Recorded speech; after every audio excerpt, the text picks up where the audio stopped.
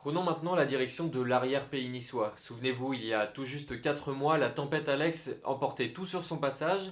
On avait alors assisté à un exode massif des habitants des vallées. Aujourd'hui, ils sont trop nombreux à vouloir venir s'y installer. Résultat, le marché de l'immobilier est saturé. Un dossier signé Tanguy Gadin. Liliane, on y va. Je vais vous montrer cet appartement. Merci.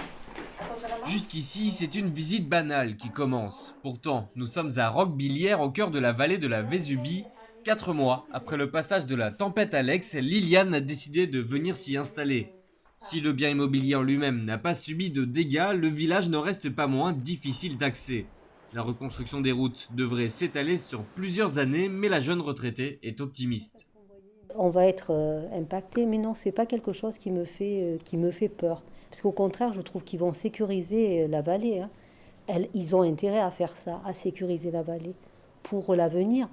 Liliane n'est pas un cas isolé. Avec jusqu'à 5 visites par semaine dans la vallée de la Vésubie, Anne voit passer divers profils d'acheteurs. Il y a ceux qui viennent de Nice et qui recherchent le grand air, ceux qui travaillent sur les chantiers, et il y a aussi ceux qui ont perdu leur maison pendant la tempête et qui reviennent. Résultat, les prix augmentent car l'offre est inférieure à la demande. J'ai vu certaines propriétés qui, j'étais surprise de leur prix. J'ai dit, mais non, on ne peut pas vendre à ce prix-là. Surtout avec toute l'infrastructure qui n'est pas encore bien comme il faut. Mais ça va prendre 10 ans, voire plus, pour mettre tout en état, cette route. Direction Tende, dans la vallée de la Roya. Ici, près de la moitié des logements sont des résidences secondaires. Des bâtiments très anciens, rarement loués et souvent délabrés.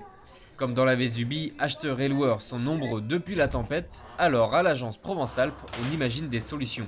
Développer peut-être la loi Malraux, qui est un système de défiscalisation sur la rénovation du parc ancien, voire historique, que nous sommes, donc ça tombe bien, et qui permettrait, on va dire, aux particuliers de pouvoir rénover avec des avantages fiscaux, en louant derrière, donc développer aussi le parc locatif, etc., etc. Et cela pourrait, au fil du temps, faire boule de neige, positivement, bien sûr. Si pour Nadia, l'avenir de Tende passe par la location, c'est parce qu'il y a très peu de terrain constructible. Depuis la tempête Alex, le lit de la Roya s'est élargi de 15 mètres, alors le maire voudrait construire sur les zones naturelles autour de la commune pour accueillir tout le monde.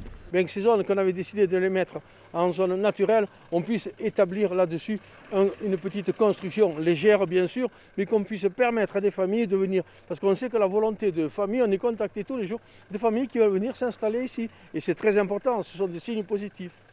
Même en construisant, les logements pourraient finir par manquer. D'ici fin octobre, l'État va mener des expertises sur 2000 bâtiments dans les vallées sinistrées pour savoir s'ils pourront être conservés.